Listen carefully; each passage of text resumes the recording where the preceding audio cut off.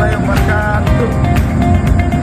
Kami dari kelompok 1 kelas 5C akan mempresentasikan video terkait dengan detail penulangan ESI pada konstruksi tank gempa. Langsung saja simak videonya sekarang. Oke, baik, sebelum kita masuk pada pembahasan pokok, kami mengutip dari jurnalnya Pinodang Simanjuntak, Jurnal Rekayasa Teknik Sipil dan Lingkungan tahun 2020. Bangunan tahan gempa adalah kebutuhan mutlak bagi masyarakat Indonesia karena termasuk rawan risiko gempa. Pengalaman kajian survei kerusakan bangunan akibat gempa menunjukkan bahwa setiap kejadian gempa di Indonesia banyak menelan kerugian material dan korban jiwa. Karena itu, perlu pemahaman tentang fungsi bangunan tahan gempa pada masyarakat dan praktisi konstruksi bangunan. Lanjut pada pokok pembahasan. Di sini ada 8 pokok pembahasan. Pertama, mengapa konstruksi tahan gempa? Kedua, prinsip dasar desain konstruksi beton penulangan tahan gempa. Ketiga, standar nasional Indonesia terkait penulangan RC. Keempat, detail penulangan balok beton betulang dan detail penulangan kolom betulang.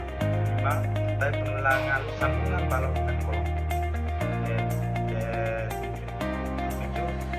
Dinding geser penulangan khusus untuk kekakuan. Terakhir, kesalahan dan solusi di lapangan. Kita masuk pada pokok pembahasan pertama. Mengapa konstruksi tahan gempa? Risiko gempa tinggi. Indonesia berada di zona cincin api Pasifik. Menjadi konstruksi tahan gempa sesuatu keharusan untuk melindungi nyawa dan properti, mencegah keruntuhan. Desain dan penulangan yang tepat memastikan struktur mampu menahan beban gempa tanpa mengalami keruntuhan total. Ketiga, keselamatan penghuni. Tujuan utama adalah menjaga keselamatan penghuni dan meminimalkan kerugian akibat bencana. Kedua, prinsip dasar desain struktur beton bertulang tahan gempa. Di sini ada 3. Pertama, taktilitas, kedua kekuatan, ketiga kekakuan. Taktilitas, kemampuan struktur untuk mengalami deformasi plastis signifikan tanpa kehilangan kekuatan atau keruntuhan tiba-tiba. Kekuatan, struktur harus memiliki kekuatan yang cukup menahan gaya gempa yang diperhitungkan. Dan ketiga, kekakuan, kemampuan struktur untuk membatasi pergeseran antara lantai atau dek agar tidak merusak elemen non-struktural. Penerapan prinsip-prinsip ini memastikan perilaku struktur yang baik selama terjadi gempa. Kita masuk pada poin ketiga terkait dengan SNI terkait penulangan tahan gempa. Kita di sini menggunakan 2 SNI 2847 tahun 2019. Persyaratan beton struktur untuk bangunan gedung dan penjelasan.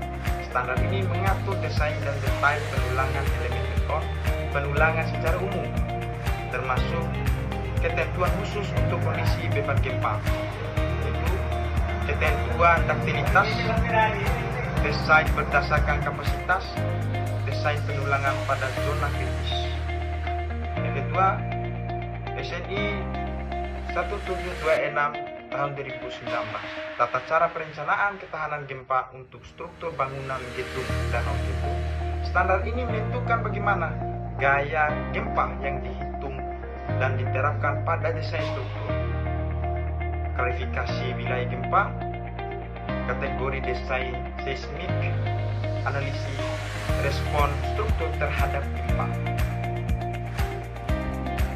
Poin keempatnya, detail penulangan balok bertulang untuk ketahanan gempa.